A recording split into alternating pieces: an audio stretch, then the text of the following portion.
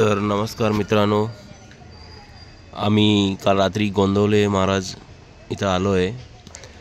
हे तुम्ही बघू शकतात, हे त्यांचा भक्तनिवास आहे। खूप मोठा भक्तनिवास आहे। याच्यात आम्ही काल रात्री 9:30 वाजता रूम घेतले आणि इथं भक्तनिवासमध्ये रूम फ्री आहे आणि जेवण पण 12:45 ते 2:45 पर्यंत जेवण आहे सकाळचा आणि संध्याकाळचा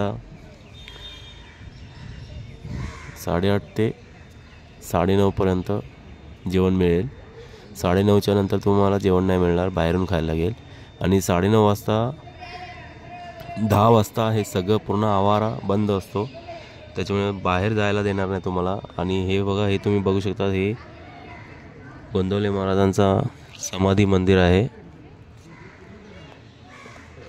तर मला व्हिडिओ असं लपून लपून काढता येईल, त्याच्यामुळे मी जरा लपून लपून काढतोय, जसा वेळ मिळेल तसा काढतोय।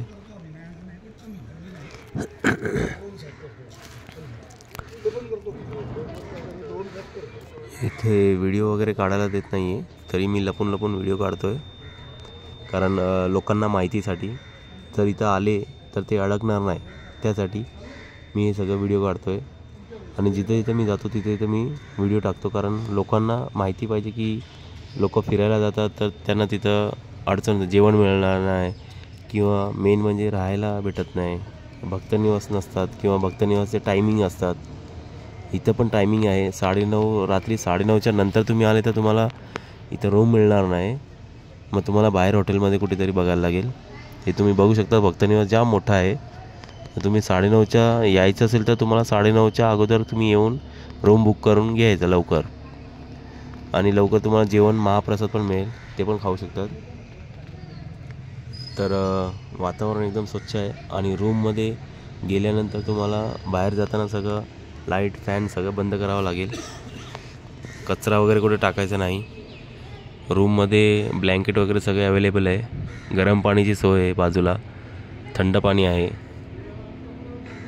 हे तुम्ही बघू शकतात, हेच ते समाधी मंदिर आहे गोंदवले महाराजांचा, ज्यांनी इथं समाधी घेतलेली। आणि हे त्यांचा ब्रह्मानंद मंडप आहे, इथे काही ते लोक फंक्शन वगैरे ठेवतात। आणि गाडी पार्किंग पण आतमध्ये येणार नाही, गाडी बाहेरच ठेवावं लागेल। बाहेर म्हणजे यांची पार्किंग आहे व्यवस्थित, गेटच्या आतमध्ये पार्किंग आहे, जाम मोठं पार्किंग आहे, बस वगैरे सगळे लागतात, बस कार।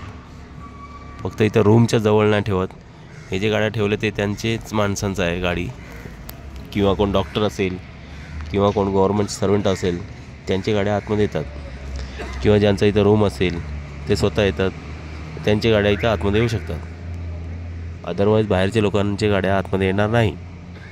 तर चला मित्रांनो, हे होता गोंदवले महाराजांचा। आता आम्ही जिथं नेक्स्ट जिथं जाणार तिथलं लोकेशन मी तुम्हाला देतो, तोपर्यंत जय महाराष्ट्र।